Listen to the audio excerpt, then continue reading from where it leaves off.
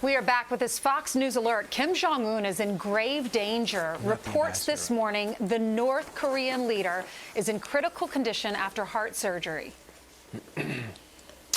Rumors have been swirling about the North Korean dictator's health ever since he had a procedure and after he missed this celebration for his grandfather's birthday last week. Now those rumors are reportedly on the radar of U.S. intelligence agencies, Brian.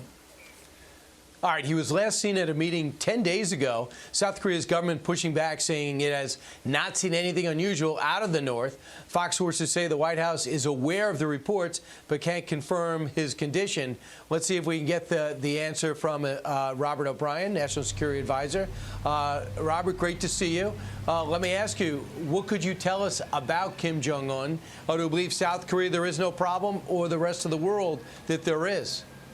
Well, we're monitoring these reports very closely, and as you know, North Korea is a very closed society. There's not a free press there. They're parsimonious with the information that they provide about many things, including the health of Kim Jong-un. So we're monitoring those developments closely. People should know that we have a great intelligence community. The President, the Vice President, Secretary Pompeo, Secretary Esper, General Milley. We've got a lot of watchmen on the towers during this coronavirus crisis, making sure that America's safe, whether it's from the virus or from adversaries abroad. So we're keeping a close eye on developments in North Korea, as we are in other parts of the world. Ambassador, could you tell us why the president decided to sign this executive order? He says he's going to temporarily suspend immigration.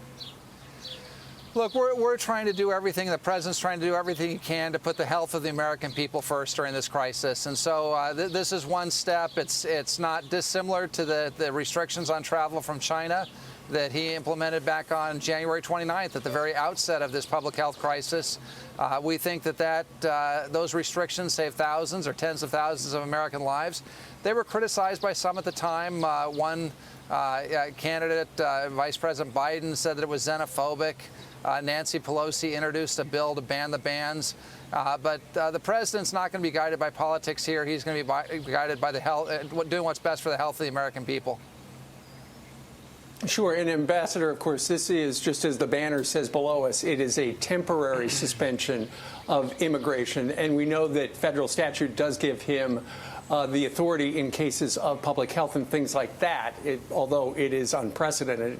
Back in the 1918 pandemic with the flu, I think the United States still allowed in 100,000 people. So we get the part about how it's trying to stem the tide of incoming infections. But at the same time, the president, in his tweet, Ambassador, made it clear that this is also about safeguarding American jobs, because there are so many people out of work right now, and they need jobs.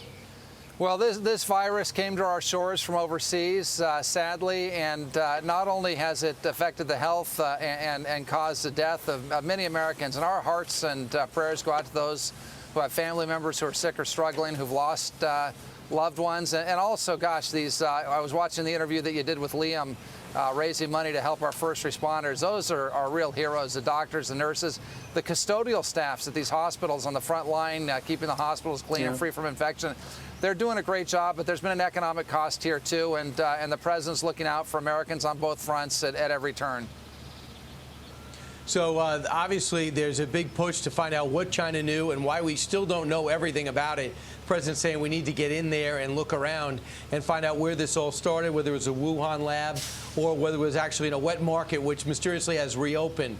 When the president complimented the president of China early, was it because he was under the illusion that he was getting all accurate and full and the full story about this virus?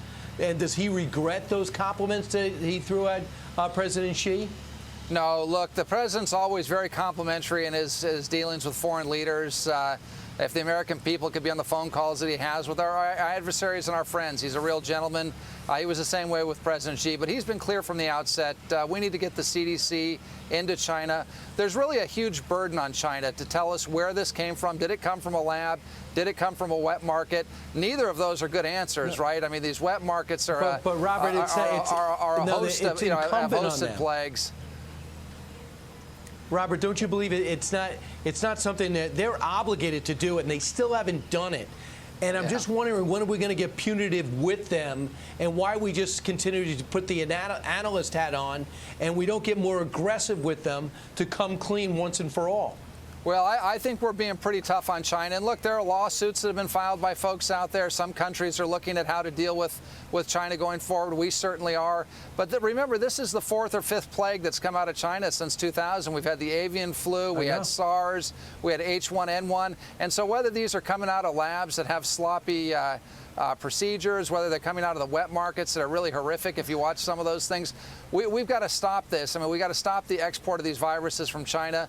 We're going to make our position, and we have made our position on these issues very clear to the Chinese. I think it's becoming a worldwide call now that China has to come forward with the information. I mean, if you take a look at how they've handled the virus, with whistleblowers disappearing and newsmen and women from the Wall Street Journal and New York Times being kicked out of the country, and you contrast that to how Taiwan or Singapore or other countries have handled this, there's just a real big disparity there, and we've got to get to the bottom of what happened. Yeah, Ambassador, how do we do that? How do we hold China accountable when they're covering things up, they're getting rid of the whistleblowers? You know, we're not going to ever be able to get in that lab. They're not going to let us in there to find out what happened if it really did start there. How do you do this? How do you investigate China? Well, we have a lot of tools in our toolkit, but one of the things I know, I think there are Americans that are, I understand there are lawsuits that are being filed here against China. Yeah, class action. We'll see how it all plays out. But with some of these trial lawyers, they're pretty dogged, and the Chinese have a lot of assets around the world. You know, we'll see what happens. But right now, what we're doing is calling on the Chinese to cooperate, and we want to get along with China. We have a trade deal. We'd like to get along with China, but China needs to behave in a fashion that makes them a responsible player in the world. And unfortunately, with the outset of this virus, it wasn't great, and they've got to fix that. All right. Ambassador Robert O'Brien's got a great op-ed, the pages of the Wall Street Journal. Check it out if you get the paper or online. Sir, thank you very much for joining us from the North Lawn. Looks like a nice day in D.C. Thank you. Beautiful day here. Thank you.